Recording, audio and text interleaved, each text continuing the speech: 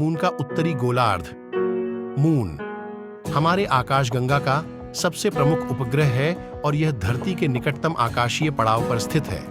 इसका उत्तरी गोलार्ध यानी उसका उत्तरी गोलार्ध, जिसे उत्तरी हेमिस्फीयर भी कहा जाता है, मून के ऊपर की ओर से सबसे अधिक अध्ययन की गई है। इस गोलार्ध पर कई महत्वपूर्ण और रोचक विशेषताएं हैं, जिनमें निम्नलिखित शामिल हैं। क्रेटर। मून के उत्तरी गोलार्ध पर अनगिनत क्रेटर हैं, जिन्हें उपग्रहीय बर्तन या मून के छोटे गड्ढे के रूप में जाना जाता है। इन क्रेटरों का आकार और गहराई विभिन्न होती है और वे बड़े आकार के धब्बे के रूप में दिख सकते हैं। मारिया। उत्तरी गोलार्ध पर मून के कुछ बड़े क्षेत्र हैं, जिन्हें मारिया कहा जाता है। इनके कारण उन्हें अधिकतर लिवारियन प्लेटों के रूप में जाना जाता है। पहाड़। उत्तरी गोलार्ध पर चढ़ते पहाड़ और रिजर्वायर भी होते हैं, जिनमें बर्फ और ऊर्जा संचित हो सकती है। कीटनाक। इस उत्तरी गोलार्ध पर कीटनाक भी होता है, जिसे मून की तापमानीय परिस्थितियों का पूरी तरह से अध्ययन करने के लिए प्रयोग किया जा सकता है।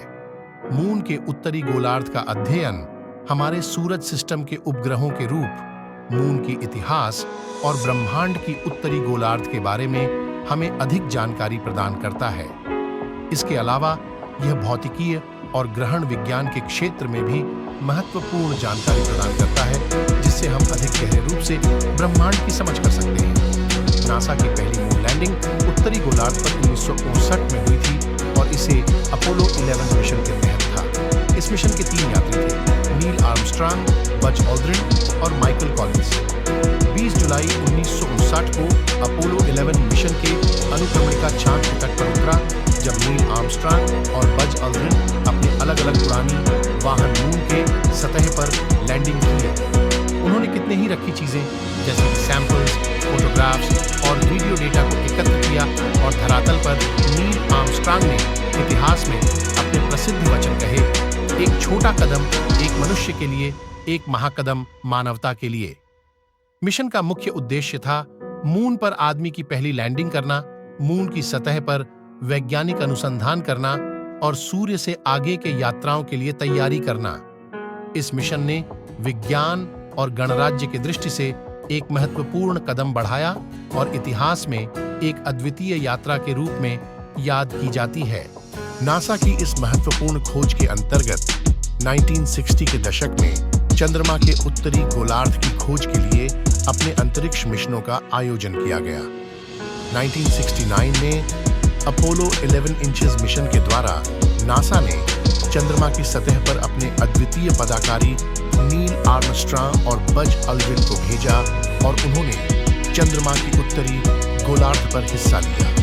इस मिशन के दौरान नील आर्मस्ट्रांग और बज ऑल्ड्रिन ने चंद्रमा की सतह पर पैदल चलकर विभिन्न खोजों और अनुसंधान कार्यों को संपादित किया, जिसमें उन्होंने उत्तरी गोलार्ध के रहस्यमय बिंदुओं का अध्ययन किया। इसके परिणाम स्वरूप वे चंद्रमा की उत्तरी गोलार्ध के बारे में महत्वपूर्ण जानकारी प्राप्त करने में सफल रहे और इसके आधार पर वैज्ञानिक समुदाय को नए अनुसंधान की दिशा में मार्गदर्शन प्रदान किया। नासा की इस अद्वितीय खोज ने वैज्ञानिकों को चंद्रमा की उत्तरी गोलार्ध के स्वरूप, संरचना और मौसम के अध्ययन के लिए बेहद महत्वपूर्ण डेटा प्रदान किया और चंद्रमा के विज्ञान में नए दरवाजे खोले। यह खोज नासा के अनुसंधान में एक महत्वपूर्ण मील का पत्थर है और इसने हमारे सूरज के प्राकृतिक उपग्रह के बारे में नई जानकारी प्रदान की।